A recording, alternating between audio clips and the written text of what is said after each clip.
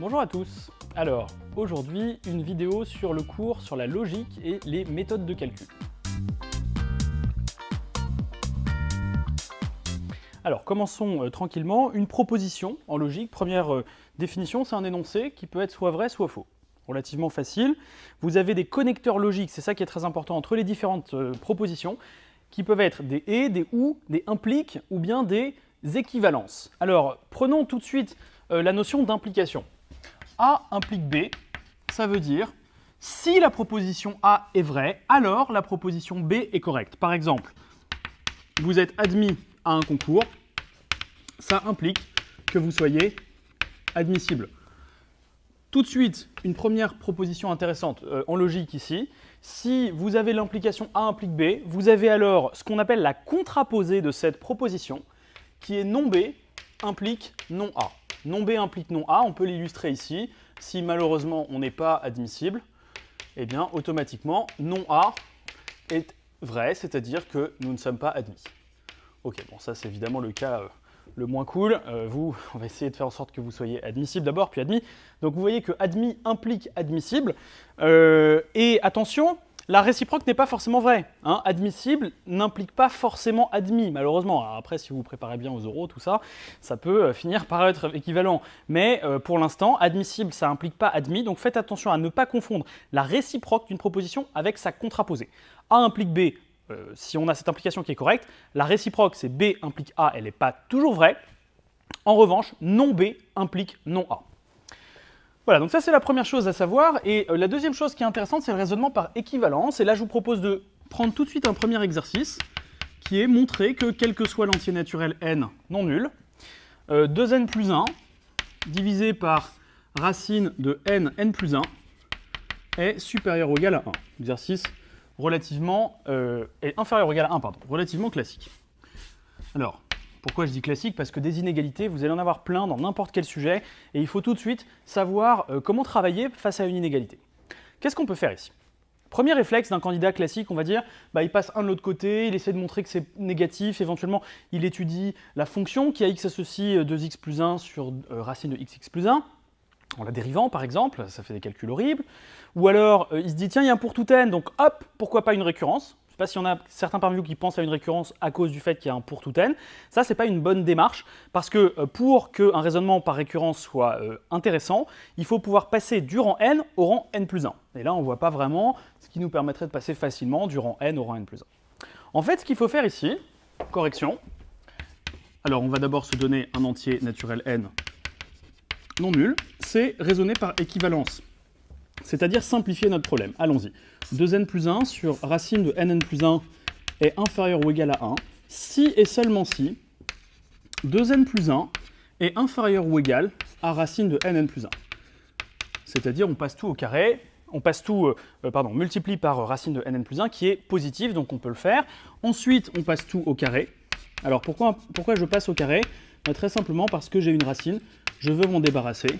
Et ça, je peux le faire puisque la fonction qui a t associe t carré est strictement croissante sur R+. Alors ici, on travaille sur R+, puisque ces quantités sont positives. La croissance permet de conserver les inégalités. La stricte croissance permet même de conserver des inégalités larges. Et sans rentrer trop dans la technique, la stricte croissance permet même de conserver l'équivalence entre les deux. Lorsque vous avez une fonction strictement croissante, vous vous souvenez que si A est plus petit que B, f de A est plus petit que f de B. Eh bien, ça marche aussi dans l'autre sens pour les fonctions strictement croissantes. Si f de A est plus petit que f de B, A est plus petit que B. Très bien, ensuite on développe. Allons-y. Ça va nous faire 2n plus 1 au carré égale 4n carré plus 4n plus 1. Alors évidemment, je me suis planté dans l'énoncé, c'est pas grave, on va rajouter, changer un peu l'énoncé, je vais mettre un 2 ici. Hop, comme ça, il y a un 2 ici qui se transforme en 4. Allons-y, ça nous fait 4n carré plus 4n. Et puis, je me suis de nouveau trompé, mais ça n'a aucune importance, j'arrive à 1 plus petit que 0. Ok, alors, qu'est-ce qui se passe ici? C'est absurde d'écrire 1 plus petit que 0, mais en réalité, cette phrase-là que j'essayais de démontrer, elle est équivalente à cette phrase. Alors, j'ai pas besoin de refaire j'ai pas besoin de tout effacer, en réalité, même si je me suis trompé ici au départ. Parce que 1 est inférieur ou égal à 0, c'est une propriété qui est fausse. Comme 1 inférieur ou égal à 0 est une proposition fausse, alors je peux conclure que cette proposition est fausse. Et puisque cette proposition est fausse, c'est le contraire qui est vrai. Donc c'était bien un supérieur ou égal au départ. Hop, on va corriger notre énoncé, c'est pas très grave. On conclut, quel que soit n appartenant à n étoiles, 2n plus 1 sur 2 racines de n plus 1 est supérieur ou égal à 1. Alors on fait un petit bilan de ce qu'on a fait, j'ai fait l'énoncé de tête, donc désolé pour la petite erreur initiale. Ce qu'on a fait, c'est qu'on a pris un énoncé mathématique qui apparaissait difficile, enfin pas forcément super dur, mais vous voyez, il y a des quotients, des racines, etc. Et plutôt que de trouver tout de suite la solution, eh bien, on s'est dit, cet énoncé, il est équivalent à un énoncé plus simple. Et quel est cet énoncé plus simple? Eh bien, très simplement, je multiplie par 2 racines de n plus 1, je passe au carré, etc., etc. Et j'arrive à montrer, alors si je le fais dans le bon sens, je vais arriver à 1 plus grand que 0, proposition vraie, donc la première est vraie. Qu'on comprenne bien la notion d'équivalence, j'espère que c'est clair pour tout le monde, lorsqu'on écrit A est équivalent à B, ça prouve ni que A est vrai, ni que B est vrai, ça prouve simplement que pour démontrer A, il suffit de démontrer B. Pour montrer que A est vrai, il suffit de démontrer que B est vrai. Et là, c'est un peu original, mais pour montrer que cette proposition est fausse, j'ai montré que cette proposition-là était fausse. Comme cette proposition est fausse, celle-là est fausse, donc puisque celle-ci est fausse, le contraire est vrai. On pourrait même mettre une inégalité stricte si on voulait, puisque le contraire d'une inégalité large dans ce sens-là, c'est même une inégalité stricte si on souhaitait obtenir une telle inégalité. Donc voilà une première chose sur la logique, le raisonnement par implication et le raisonnement par équivalence. Pensez à l'utiliser à chaque fois que vous avez un exercice pour simplifier tout simplement ce qu'on vous demande de faire. Voilà, on va maintenant passer à une deuxième partie du cours qui concerne les ensembles et les applications. Alors, deuxième partie de ce cours comme prévu, le cours sur les ensembles et les applications, qui est un grand classique de plein de sujets. Vous allez vous en servir sur les cours espace vectoriel, application linéaire, dans les ensembles, dans le dénombrement. Donc c'est vraiment un cours central en classe préparatoire et lorsqu'on prépare un concours de niveau Maths Sup ou Maths P. Alors, vous avez des notions d'abord relativement simples que je vous invite à regarder sur le polycopier, que certainement tout le monde connaît, la notion d'appartenance à un ensemble, et je vais m'arrêter un instant sur la notion d'inclusion. On peut dire que A est inclus dans E si, quel que soit x appartenant à A, x est élément de E. Donc vous avez un ensemble ici, vous avez des points, vous avez ici un ensemble A, eh bien, on peut dire que cet ensemble est inclus dans E, car tous les points de A sont des éléments de E. Alors E, ça peut être par exemple une équipe de foot, et puis A, on prend les attaquants. L'ensemble des attaquants est inclus dans l'ensemble de l'équipe de football, puisque chacun des attaquants est membre de l'équipe. Vous avez ensuite l'ensemble des parties de E. Alors A, c'est un sous-ensemble, c'est-à-dire une partie. Et je vais prendre tout de suite un exemple pour qu'on comprenne cette notion et qu'on sache les compter. Si on prend l'ensemble 1, 2, 3, l'ensemble des parties de E, c'est l'ensemble de tout ce qu'on peut fabriquer à partir des nombres 1, 2, 3 comme ensemble. Alors qu'est-ce qu'on peut faire? D'abord, on peut faire l'ensemble vide. On peut faire les singletons. Singleton 1, 2, 3. On peut faire les paires, 1, 2, 1, 3, 2, 3. Et on peut faire enfin 1, 2, 3. L'ensemble P de E, c'est l'ensemble de toutes les parties de E. C'est donc l'ensemble de toutes ces parties-là.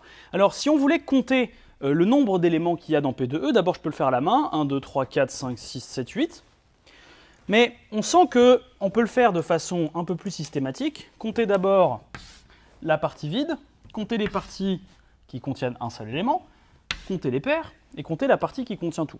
Et à ce moment-là, on obtient un élément, plus 3 éléments, plus 3 éléments, plus 1 élément, c'est-à-dire 8 éléments. Alors 8 éléments, c'est aussi 2 puissance 3, on peut le remarquer. C'est une formule générale qui vous donne le nombre d'éléments de P de E en fonction du nombre d'éléments de E. Donc la formule de façon générale, si E contient n éléments, P de E contient 2 puissance n éléments. Comment on a fait pour compter P de E? Vous avez observé qu'on a fait ce découpage ici. Et bien ce découpage, c'est ce qu'on appelle une partition d'un ensemble. Alors une partition, vous pouvez le voir avec des exemples relativement simples. Imaginez que vous ayez une pizza et vous voulez la découper en tranches. Alors qu'est-ce que c'est? Une pizza, c'est l'ensemble en question. Les tranches, c'est les parts. Et puis attention, une partition, c'est pas une part. C'est pas non plus une pizza. Une partition, c'est un découpage. C'est-à-dire c'est l'ensemble des parts que vous allez former. Soyons précis, si on prend des parts qu'on va appeler A1, A2, A3 et A4, c'est A1, A2, A3, A4 qui est, dans cet exemple, une partition de l'ensemble oméga. Alors, réfléchissons. L'ensemble des AI sont des sous-ensembles, c'est-à-dire des parties de oméga. La réunion de ces parts, ça fait la pizza en entier. Les parts sont non vides et les parts sont 2 à 2 disjointes. C'est-à-dire qu'il n'y a pas d'éléments en commun sur chacune des parts. Eh bien, cette notion-là, vous la retrouvez de façon un peu plus théorique, on va dire, dans le polycopier, où vous avez finalement un ensemble de parties AI qui sont toutes incluses dans un ensemble oméga. Oméga, c'est ma pizza ici. I, c'est un ensemble d'entiers, 1, 2, 3, 4 dans cet exemple. On sait aussi que quel que soit I appartenant à I est non vide. On sait que les parts sont 2 à 2 disjointes, c'est-à-dire que si I est différent de J, l'intersection est vide. L'intersection, il n'y a rien sur une part et sur l'autre. Et bien sûr, élément central, la réunion de toutes les parts est égale à oméga. Eh bien, si vous faites ça, dans le cadre d'un ensemble qui serait fini, c'est-à-dire qui contient un nombre fini d'éléments, alors vous obtenez le cardinal de oméga égale la somme des cardinaux de AI. Alors, on ne va pas rentrer trop dans le détail sur le dénombrement de façon générale, mais sachez, parce qu'il y aura un cours complet sur le dénombrement, mais sachez que cette formule-là, cette idée de partition, c'est-à-dire scinder un ensemble suivant un certain critère, c'est très utile en dénombrement pour compter les objets. Parce que ici, quand ma maman me faisait un gâteau pour mon anniversaire avec des Smarties dessus, comment on pourrait faire pour compter les Smarties? Soit on les compte une à une, ça c'est possible, ma maman faisait des très beaux gâteaux au chocolat en forme de cœur, j'en profite pour la saluer, avec un beau nappage chocolat et des Smarties dessus. Bref. Autre possibilité, une fois qu'on a coupé le gâteau, par exemple en 6 parts, parce qu'on est 6, on peut aussi compter les Smarties sur chacune des parts. Ça fait 5, 3, 8, 12, plutôt 12 pour moi, j'étais assez fan. Bref, quand on additionne tout ça, on retrouve aussi le nombre de Smarties qu'il y a. Donc vous voyez que pour compter les éléments d'un ensemble, vous pouvez les découper cet ensemble en tranches et compter séparément le nombre d'éléments qu'il y a sur chacune de ces tranches. Ok, donc voilà pour la notion de partition. Notion qui est donc très importante qu'il faut retenir. Vous avez ensuite quelques précisions sur les lois de Morgan. Alors qu'est-ce qu'elles nous disent, ces lois? Elles nous disent que le contraire de A union B, c'est A bar inter B bar. Je suppose que tout le monde connaît les symboles d'union et d'intersection, donc je ne reviens pas dessus. On peut illustrer ça par un schéma, ça peut être assez intéressant. Je vais essayer de former un ensemble A et un ensemble B, et je vais m'intéresser à la réunion des deux. La réunion des deux, c'est ce qu'il y a ici. Ça, c'est A union B. Du coup, si je m'intéresse au contraire, alors on ne dit pas contraire d'un ensemble, ou inverse, ou quoi que ce soit, on dit complémentaire d'un ensemble. Si je m'intéresse au complémentaire de cet ensemble dans E, qu'on peut noter A union B le tout bar s'il n'y a pas d'erreur possible, eh bien c'est l'ensemble qui est en jaune ici. Je vais maintenant refaire ce même schéma, avec toujours A et B, et je vais regarder ce que j'ai écrit ici, c'est-à-dire A bar inter B bar. A bar, commençons par A bar pour commencer. D'abord, c'est tout ce qui n'est pas dans A. Donc c'est tout ça. Et puis ensuite, il faut également être dans B bar, c'est-à-dire ne pas être dans B. Alors quels sont les éléments qui ne sont pas dans B? Je peux les dessiner pour qu'on voit les choses. Eh bien je vais les dessiner dans l'autre sens. Donc les éléments qui ne sont pas dans B, c'est tous les éléments qui sont ici en ligne. Ok? Alors je ne sais pas si vous voyez bien les couleurs. Je vais peut-être remettre une couleur bleue pour que ce soit plus facile de voir la différence entre le bleu et le jaune ici. Entre le bleu et le vert, je veux dire, voilà. Donc maintenant, si on regarde bien ce qui se passe, là j'ai dessiné, soyons clairs, en vert, en colonne, j'ai dessiné A bar, et en bleu, en ligne, j'ai dessiné B bar. Donc, A bar inter B bar, c'est ce qui est dans les deux en même temps. C'est-à-dire ce qui est à la fois mis en colonne, comme ça, et en ligne. Donc ça va être des traits verticaux et horizontaux. Donc on peut voir un peu ce qui se passe. C'est là où il y a des petits croisillons. Vous voyez, les croisillons, ils sont ici, ils sont là, mais ils ne sont pas là-dessus. Hein. Là, il n'y a pas de croix. Donc on observe bien que A bar inter B bar, c'est finalement tout ça. A bar inter B bar, c'est bien la même chose que ce qu'on avait dessiné ici, c'est-à-dire le contraire de A union B. A union B de tout bar. Alors, une méthode facile pour retenir ces lois-là, d'abord on peut faire un raisonnement. Hein. Ce qui n'est pas dans A ou B, le fait de ne pas avoir la qualité d'être dans A ou dans B, c'est d'être ni dans A, ni dans B. Donc, ça veut dire qu'on est à la fois dans A bar et dans B bar. Une autre façon de faire ça plutôt mémotechnique, plus facile, c'est de remplacer l'union par de l'intersection. À chaque fois qu'il y a une barre, ici, on l'enlève, ou le contraire. Et quand il y a une barre au-dessus, eh bien, on l'enlève. Donc regardez, par exemple, pour A union B, si je fais le contraire, au-dessus du A, il n'y a pas de barre, j'en mets une. La réunion, ça se transforme en intersection. Au-dessus du B, il n'y a pas de barre, j'en mets une, et j'enlève la barre complète. Voilà, donc ça, c'est une des lois de Morgan. La deuxième, vous pouvez la deviner. Et essayez de le refaire avec les schémas, si vous voulez. A inter B bar, c'est A bar, union B bar. Voilà, donc ça, on peut s'en servir essentiellement, surtout en fait, finalement, en probabilité, quand on considère non pas des ensembles, mais des événements, qui sont des ensembles particuliers. Mais voilà, ça peut être bien de les connaître, et ça se généralise naturellement. Voilà, ces rappels étant faits sur les ensembles, on va maintenant passer aux applications sur ces ensembles. Alors, on va maintenant passer au cours sur les applications. Alors, première chose qu'il faut comprendre sur la notion d'application, c'est que ce n'est pas un ensemble, ce n'est pas un point, c'est une relation entre deux ensembles. Et ce n'est pas une relation forcément dans les deux sens, c'est une relation qui a un ensemble de départ, qui a un ensemble d'arrivée, et qui a tout élément, noté par exemple x dans l'ensemble de départ, associe un et un seul élément y dans l'ensemble d'arrivée. Alors on va faire un schéma, et puis ensuite on va voir les notions d'application injective, surjective, notion d'image directe et image réciproque. On va former une application quelconque, par exemple une application qui va d'un ensemble E vers un ensemble F, et qui a tout élément de E, donc associe un et un seul élément de F. Donc je vais faire ça par exemple. Voilà ce que ça nous donne.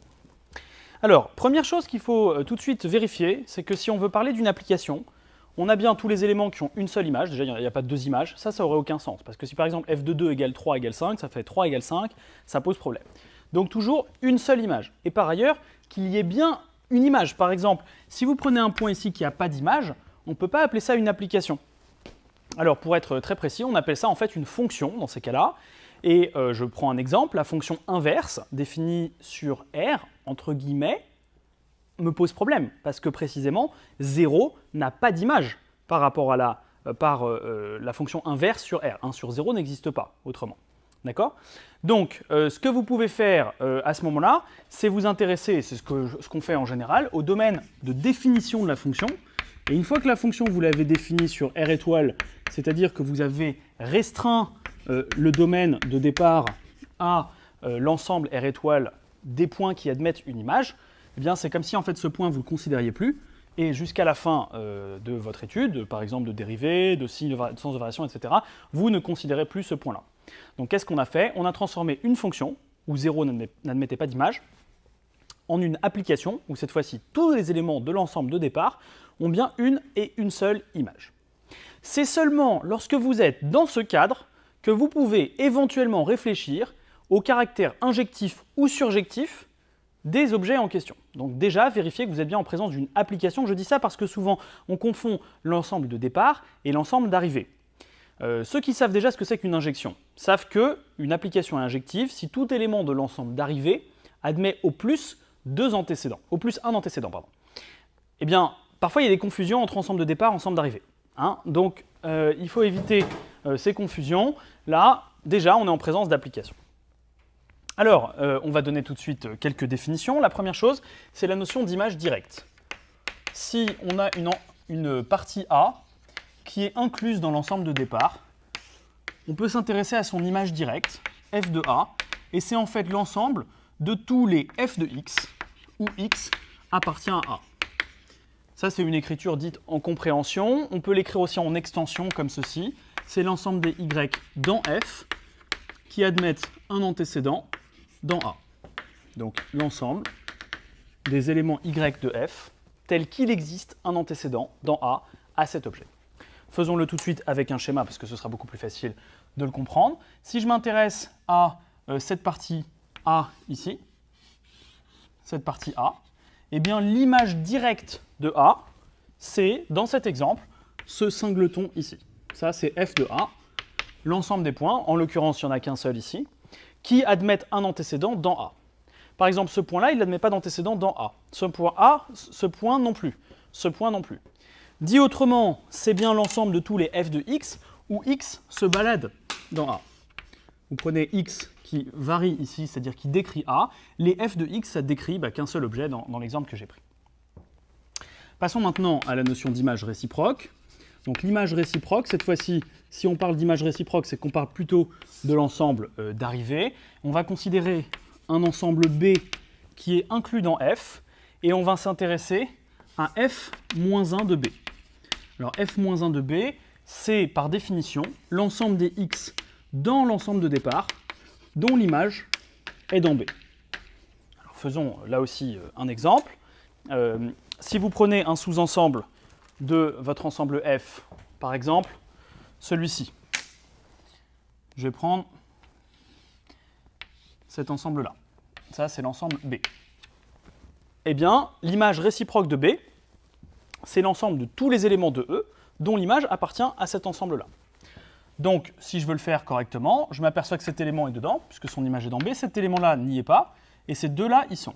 Donc, en l'occurrence, F-1 de B, ce serait la réunion de ces deux parties. Ça, ce serait F-1 de B. Alors, vous ferez attention à une chose, c'est que on ne peut pas écrire aussi rapidement que ce qu'on pense f de F-1 de B égale B. Cette proposition est fausse. Et on peut le voir déjà tout de suite avec l'exemple que j'ai donné. Si je prends l'ensemble B qui est ici en rouge, F-1 de B, je l'ai dessiné en rouge également de ce côté-là. Si je m'intéresse maintenant à l'image de cette partie, on s'aperçoit que ce point-là, il est envoyé ici, ces deux points, ils sont envoyés ici. Donc, c'est seulement cet ensemble en bleu qui serait l'image de F-1 de B. Et vous voyez ce point-là, par exemple, eh bien, il est dans B, mais il n'est pas dans F de F-1 de B. Alors en fait, pour ceux qui le savent peut-être, c'est ici une inclusion, et lorsque l'application est surjective, on va y venir, c'est une égalité. Alors ça, c'est vraiment un exercice, donc on n'est pas obligé de le savoir, mais en tout cas, ce que je veux vous montrer ici, c'est premièrement de bien connaître votre cours sur F de A, F-1 de B, et deuxièmement, ne pas penser que F et F-1 vont s'annuler. Pourtant, on a cette idée en général parce que F-1, ça désigne souvent l'application réciproque.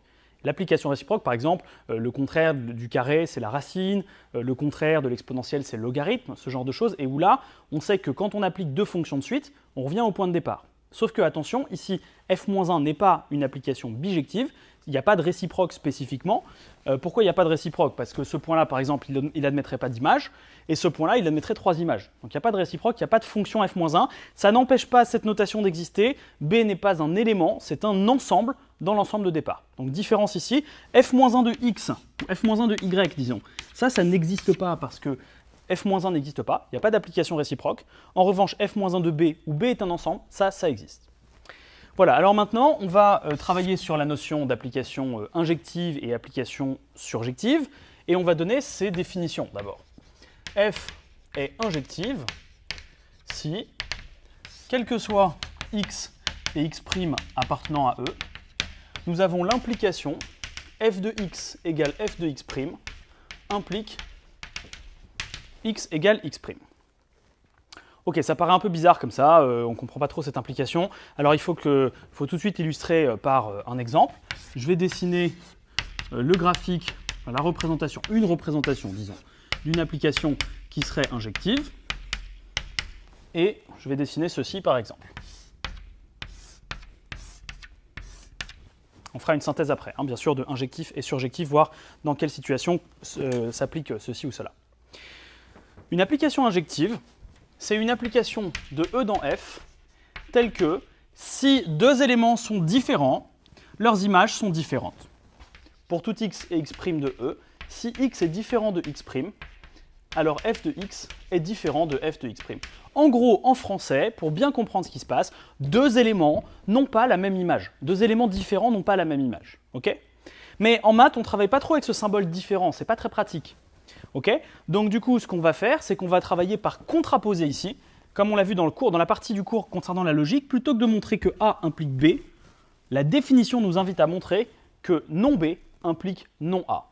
Donc, soyons pratiques. Dans un exercice, si vous devez montrer que f de E dans f est injective, première chose que vous allez faire, vous voulez montrer quelque chose, quel que soit xx', vous les fixez. Donc, soit x et x', deux éléments de E. Vous voulez montrer une implication? Commencez par supposer ce qui se passe au départ. Soyez méthodique. Supposons que f de x soit égal à f de x'. Et ensuite, c'est tout votre raisonnement suivant l'exercice qui vous conduira, on l'espère, à x égale x' dans votre exercice, ce qui vous permettra de montrer que l'application est injective. Dit autrement, une application est injective. Une autre façon de voir les choses, je vais l'écrire aussi ici, f est injective si tout élément de E, tout élément de l'ensemble d'arrivée de f admet au plus, donc au plus un antécédent. Au plus, c'est-à-dire 0 ou 1, et c'est bien ce qui se passe ici. Si on regarde l'ensemble d'arrivée, ce point-là, il a 0 antécédent, celui-là, il en a 1, 0, 1, 1, 1. On voit qu'il y a toujours 0 ou 1 antécédent. On a pris soin tout à l'heure de parler de la notion d'application.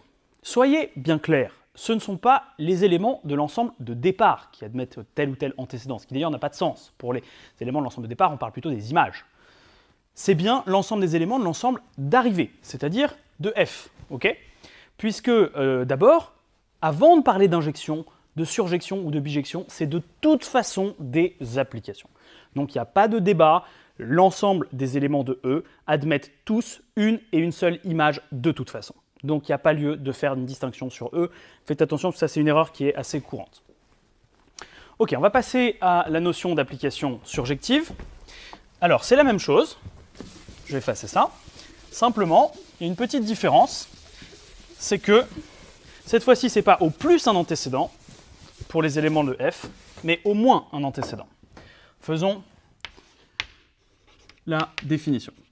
F est surjective si quel que soit y appartenant à f, il existe un x dans E tel que f de x égale y. Faisons le schéma le plus classique que vous devez connaître d'une application qui serait surjective. Je vais mettre un peu plus de points ici que là. Certains ont peut-être deviné pourquoi j'en mets plus de ce côté-là. Alors, je vais dessiner ceci par exemple. Ok, alors, je suis bien en présence d'une application. Tous les éléments de E ont une et une seule image. Et je m'aperçois ici que tous les éléments de f ont au moins un antécédent. Celui-là en a 2, celui-là en a 1. Et on peut écrire ceci. F est surjective si tout élément de l'ensemble d'arrivée, tout élément de f, admet cette fois-ci au moins un antécédent. Alors attention, donc vous pouvez bien sûr, il y a beaucoup d'étudiants qui disent bon bah j'apprends, injective c'est au moins 1, surjective c'est au moins 1, injective c'est au plus 1. Faites attention à être précis, parce que si vous apprenez juste au moins 1, de quoi on parle? C'est au moins une image, au moins un antécédent, les éléments c'est des images, c'est les éléments de E. Soyez bien précis. On entend souvent des étudiants qui disent si toute image admet au moins un antécédent. Non, c'est pas toute image. Parce qu'évidemment, toute image par nature, c'est déjà l'image de quelque chose. Donc ça admet aussi un antécédent, forcément. Hein, si je regarde ici, toute image, là, voilà, les images, elles sont là, elles admettent des antécédents. Donc attention, soyons bien précis, c'est l'ensemble des éléments de l'ensemble d'arrivée. Okay, la différence, c'est que par exemple ici, cet élément, il est dans l'ensemble d'arrivée, mais ce n'est pas une image. Ok, alors pour montrer que f est surjective dans le cadre d'un exercice, pour montrer que f est surjective, vous pouvez fixer un élément y de f, et l'objectif, votre objectif, sera d'essayer de montrer qu'il existe un x dans E tel que f de x égale y. Alors enfin, vous avez la même chose pour des applications qui sont cette fois-ci bijectives.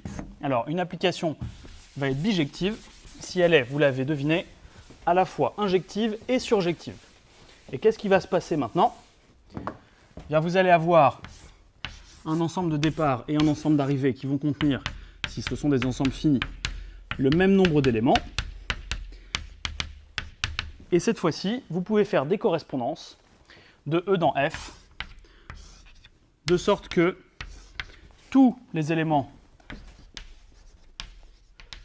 de f admettent exactement un antécédent.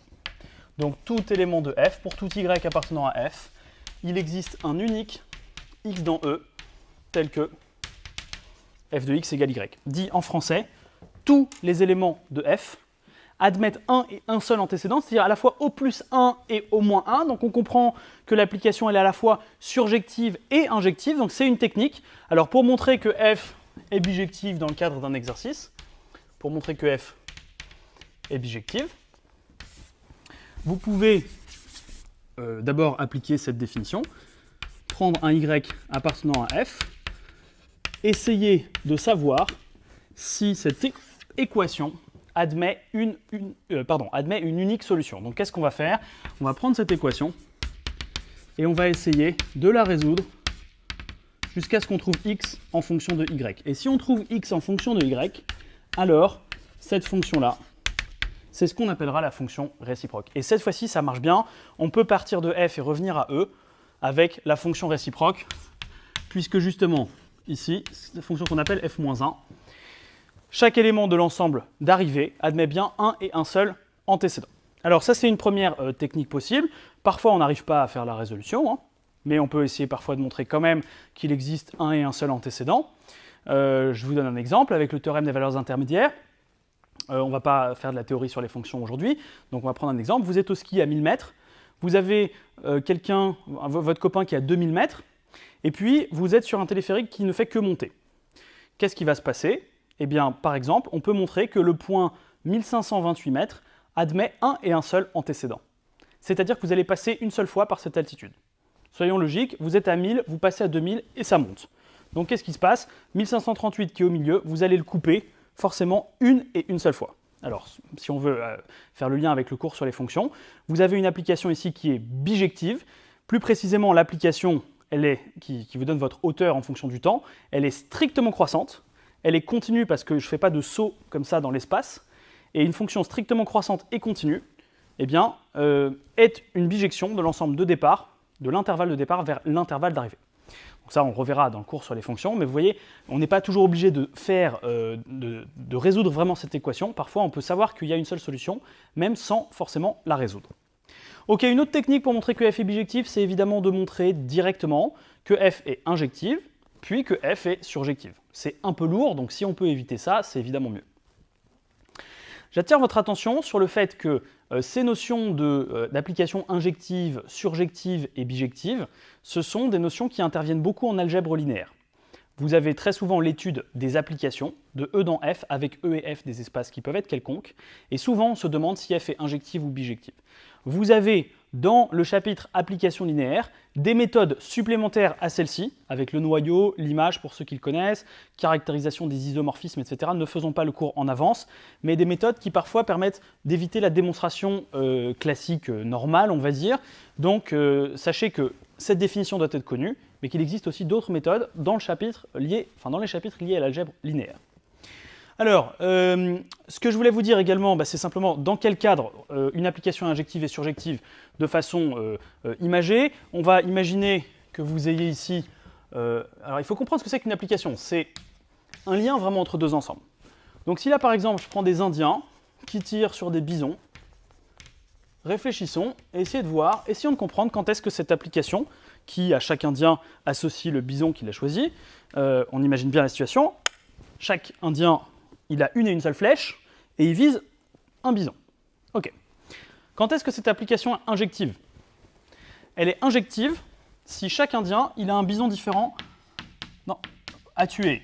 Ok. Donc si par exemple, on a un nombre de bisons qui est assez grand, chaque Indien, il ne se bat pas pour tuer les bisons, ça donne ceci. Hop, chaque Indien a une cible différente. Et là, cette application est bien injective. Vous pouvez le retenir avec cet exemple-là. Quand est-ce que l'application est surjective? Elle est surjective si tous les éléments de l'ensemble d'arrivée ont un antécédent. Alors les pauvres bisons, avoir un antécédent, c'est une flèche ici. Donc ça veut dire qu'elle va être surjective si tous les bisons sont morts. Okay. Par exemple, si on a 2 bisons ici et on a 4 Indiens, si ça se trouve, les Indiens, ils tirent sur... Ils sont à plusieurs tirer sur un même animal. Désolé pour ceux qui sont protection des animaux, tout ça.